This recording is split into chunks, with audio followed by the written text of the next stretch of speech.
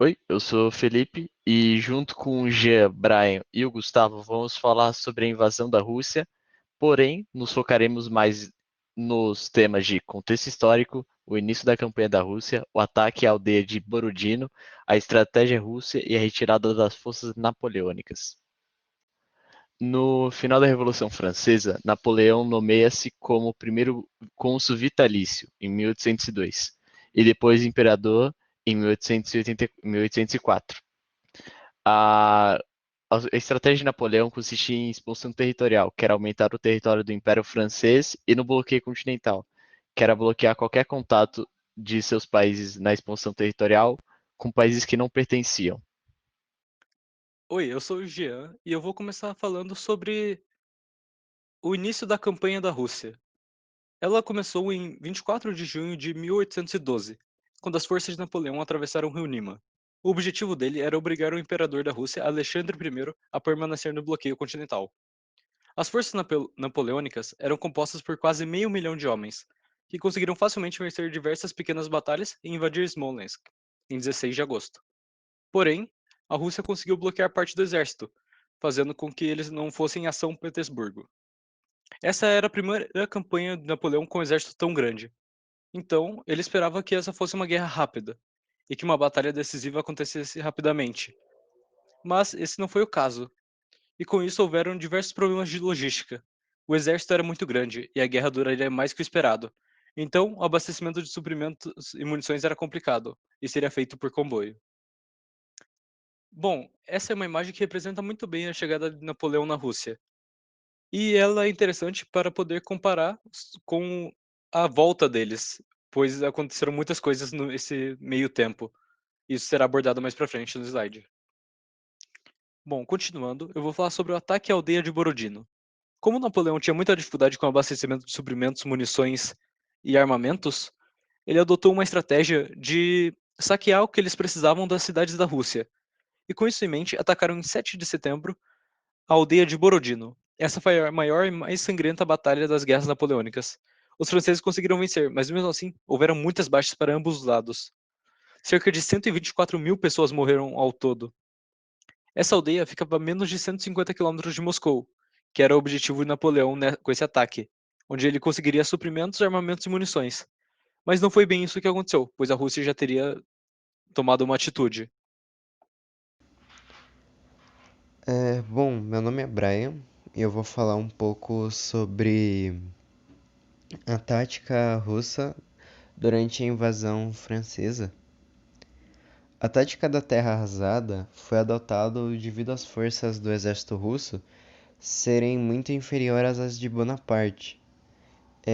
Nesse princípio, os russos atearam fogo no seu próprio território porque a estratégia que a França usou até então era de pequenos ataques em que o exército ia saqueando suprimentos para se manter na guerra.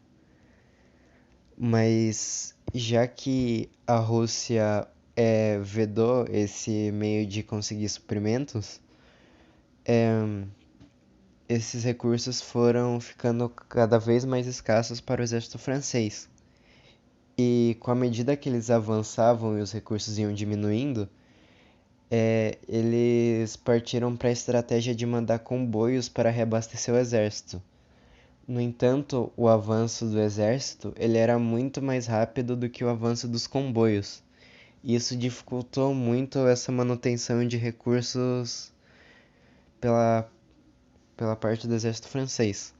Outro fato que dificultou muito o avanço do exército francês foi a chegada do inverno, que como Bonaparte não contava que essa batalha fosse durar tanto tempo, ele nem chegou a traçar uma forma do, dos seus soldados lidarem com as baixas temperaturas e ficar nesse ambiente desfavorável para eles, onde eles estavam passando fome, não conseguiam lidar com o frio, acabou enfraquecendo cada vez mais e mais o exército francês, o que facilitou muito o próximo passo do para a vitória da Rússia.